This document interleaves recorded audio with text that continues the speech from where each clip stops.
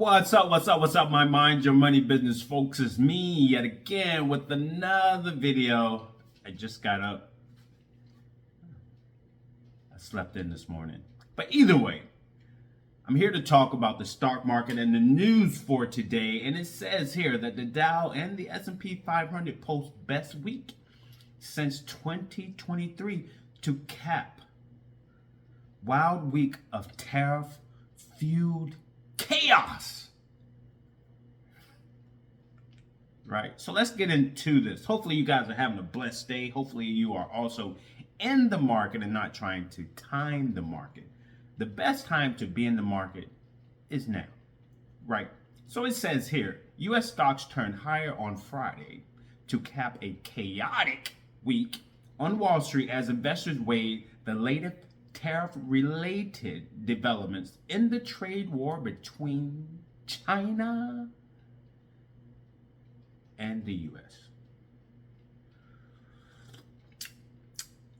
So the S&P 500 rose 1.8% after seesawing earlier in the session. The tech-heavy Nasdaq Composite climbed 2.1%. The Dow Jones Industrial Average advanced 1.5%, about 600 points, right? So Trump's fast-moving tariff policy has whiplashed stocks this week with historic gains during Wednesday's session, but sharp losses on Thursday, right? In the end, the S&P 500 and Dow had their best week since 2023, while the Nasdaq 7% weekly gains was its best since 2022. So Friday's session caps a chaotic week on Wall Street with an increased focus on waning appetite for U.S. assets. The benchmark 10-year Treasury yield climbed to its highest level since February, closing around 4.5%. Meanwhile, the dollar index tumbled below 100 threshold, while gold hit a fresh record. Okay, consumer sentiment tumbled to its lowest level since 2022. Yeah, I was a bit worried, and I also said in some reviews back, not this week, but what's happening in the market right now reminded me of the market in 2022, and around mid 2022 I stopped investing, and I regretted doing that. I regret doing that later on, because when the stock shot up, I missed out on a lot of gains. When stocks are going down, not because the company's doing bad, but because of some political move or issues, stocks are on a discount. So the best time to buy them is when they're on sale. I think Warren Buffett says, when others are afraid to buy is when you should buy. And when everyone is buying, that's when you should not buy. So because stocks were going down, and people may not totally understand the reason why and not understand how the tariffs were affecting the stock market, there was nothing wrong with these companies. There's nothing wrong with the S&P 500. There's nothing wrong with Nvidia. There's nothing wrong with, say, Google, Amazon, Meta, Microsoft, Broadcom, Palantir, JP Morgan, Visa. You understand what I'm saying? Johnson & Johnson. But the tariff issue and the policies and the trade war was affecting the stock market, driving the prices of stocks down. And those who are smart investors and who are educated enough on what's happening bought more stocks. I bought more stocks. I bought more stocks yesterday on payday. I bought more stocks. So I'm buying the dip because I'm in the market for the long haul. I'm not in it this month or this year alone trying to make money. I'm in it for the long haul. So while you're in it for the long haul, or while I'm in it for the long haul, I'm expecting there to be dips and highs and lows in the market, because that's what history has shown us. It's not always going up. Sometimes it's level. Sometimes there's dips. Then there's climbs. You get the point. And right now I'm just battling. Either way, consumer sentiment tumbled to its lowest since 2022 in April, as the impacts of President Trump's tariff policies remain top of mind, with consumers expecting inflation to surge in the year ahead. Because a lot of people lost money or have been losing money for several months. since January, February. Right. China said Friday it will raise duties on American goods to 125% compared with the 84% previously planned, effective Saturday. The move is in direct response to Trump's ballooning reciprocal tariffs on China, the Commerce Ministry said. But it also suggested it will ignore any retaliatory U.S. hikes in duties. Okay, they're taking the high road. So it says here also the big Wall Street banks got first quarter earnings seasons going in earnest on Friday, with results rolling in from JP Morgan, Wells Fargo, and BlackRock. JP Morgan CEO Jamie Dimon said the U.S. economy is going through extreme turbulence. Yeah, the banks are feeling it as well. Yeah, and that's pretty much it, right? Not too much, not too little. Nvidia. Let's see, what did Nvidia do today? Oh, go back. Moving too fast. Nvidia rose $3.36 today, closing out at $110.93. I will take that. My information technology ETF, FTEC, rose $3.03. I would take that as well, closing out at $154.50. My S&P 500 ETF, SPLG, rose $1.10, closing out at $62.80 today. Tesla, however, lost 9 cents today. I'll take that. It wasn't a $27, $30, or $20, $50 loss. So I would take the 9-cent loss, closing out at $252.31.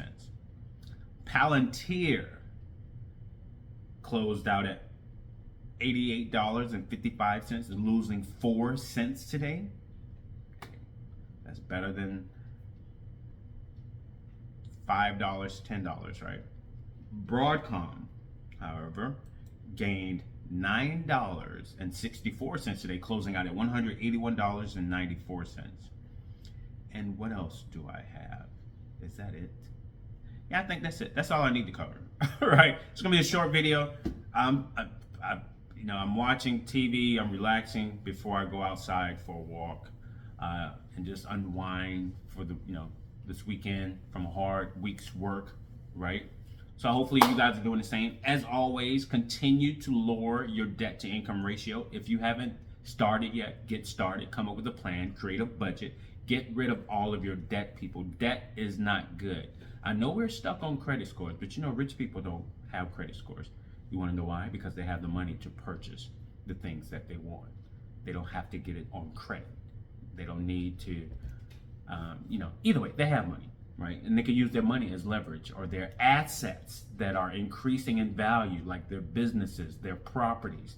They can borrow money from those things, and then use those assets to repay back those debts, right? I think, yeah, that's what the rich does.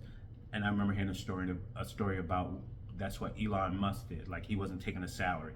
He borrowed money from, a bank against his stock options within Tesla, which were worth billions of dollars. So of course they will give him $1 million or a couple of $1 million because he can easily pay them back, right?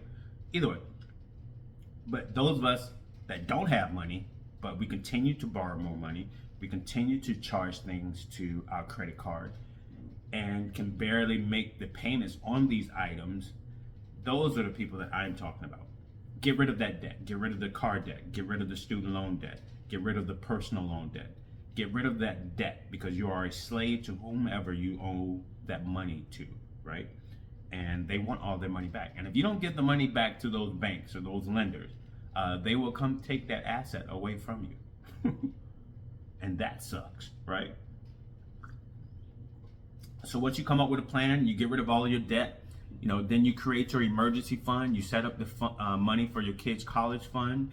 Then, start tackling the house. You can do the Dave Ramsey snowball effect. As you pay off one debt, the money that was paying on that debt that was paid off, now you roll that money on top of the other money that's being paid towards this other one. You just keep snowballing the money. And then the last debt you should tackle is your mortgage debt, if you have one. Yeah, pay that home off. And then when you pay that home off, you're debt free. You can do whatever you want with your money. You can invest. You can give some away. Do whatever you want to do, because now you have full control of your money. And that's the situation that I'm in. You know, I pretty much invest half of my monthly, after paying rent and giving out, money. I also pay myself. Half of my money that I have left, I invest. Then the other half, I just save, right? Because life will keep lifing. Things are going to pop up. And I just recently had something that popped up that I took care of, right? And I was able to do that with ease because of what I'm talking about now. I have money saved. I have an emergency fund. I have more than an emergency fund because I'm also planning for something else. And that's another thing. You don't have to just save all your money for the sake of saving, because how much money do you actually need? And do you want to keep saving? Either way, you want to have either way, you do whatever you want to do. But I'm also saving for something else, for another purchase of something that I have in mind, right? And I want to do it with cash. So, or at least have half, 50% to 70, 50 to 80% cash to do it. Either way, when life happens, like a bill, like a hot water heater, like a car's problem, family issues, not family issues, but a family situation, or friends, right? You can help them or help yourself by easily taking care of that issue and it not becoming a burden that can stress you out. And we all know stress can lead to sickness. And then if you don't take care of that problem can lead to other problems. Say if you have a car issue and now you have no way of getting to work, you could possibly lose your job. And that money that is being made from that job is what takes care of you and your family. So either way, you understand what I'm saying, right? So you always want to protect yourself, because you should never put the responsibility of taking care of you and your family in the hands of someone or something else when you are able to do so. When you're an able-bodied person, you should be able to do that. But you have to come up with a plan and then follow that plan, create that solid foundation, and you're good, right? But if everything falls apart, then it's going to fall apart for everyone. But that's why you must have a plan, because things may fall apart for some people, right? And it may fall apart for them, or they may never get out of that hole that they have sunk into because they never created a plan. They never laid that foundation to keep them from sinking. Some people are going to sink because they don't have a plan. They're not thinking about a plan. And some people don't think until it's too late. That's why I call this mind your money business. Start thinking. It's not all about money, but money is one of the important things to life. You're going to need it, but there are also other things into play. But I'm just talking about investing in money. So yeah, lower your debt to income ratio, live below your means, right? And invest. So, disclaimer, I'm not a financial advisor, nor am I pretending to be one. Any and all information on my channel is for entertainment purposes only. So please consult with a financial advisor before you invest any of your money, and get your taxes done. They're due by the 15th. Yeah. All right. So you guys take care. Have a blessed weekend. Peace.